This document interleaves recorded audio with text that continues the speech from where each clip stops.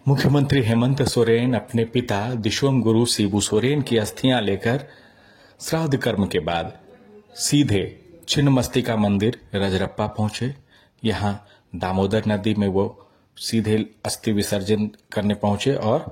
कई परंपराओं का निर्वहन करते हुए पंडितों से पूजा और संस्कारों के बाद मुख्यमंत्री हेमंत सोरेन ने दामोदर नदी में दिशोम गुरु की अस्थियां विसर्जित की। इस दौरान उनके छोटे भाई और दिशोम गुरु शिबू सोरेन के छोटे बेटे बसंत सोरेन भी मौजूद थे।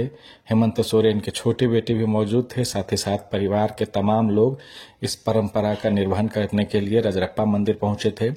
पिता दिशोम गुरु शिबू सोरेन की अस्थियां दामोदर नदी में विसर्जित करने के बाद मुख्यमंत्री हेमंत सोरेन मां छिन्नमस्तिका मंदिर पहुंचे और श्राद्ध कर्म के बाद ये माना जाता है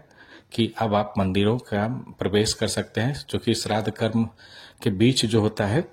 आप किसी को प्रणाम वगैरह भी नहीं कर सकते हैं, पूजा तो बहुत दूर की बात है। तो कुल मिलाकर कहें कि दिशोम गुरु शिबू सोरेन के निधन के बाद 12 दिन के बाद आप कह सकते हैं कि मुख्यमंत्री हेमंत सोरेन अपने पैतृक गांव नेमरा से बाहर निकले और सीधे जब बाहर निकले तो सबसे पहले छिन्नमस्तिका मंदिर, मां छिन्नमस्तिका के मंदिर रजरप्पा पहुंचे और यहां विधि विधान के साथ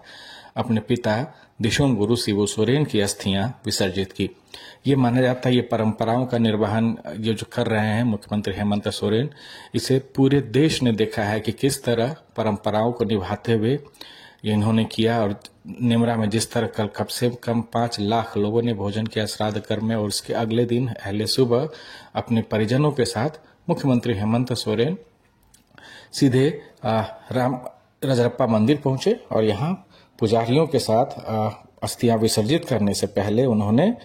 पूजा विधान किया। बाद में जब दिशोम गुरु शिबू सोरेन की अस्थियां विसर्जित की गई दामोदर नदी में, उसके बाद मंदिर के बाहर खड़े जरूरतमंदों के बीच उन्होंने कपड़े बांटे,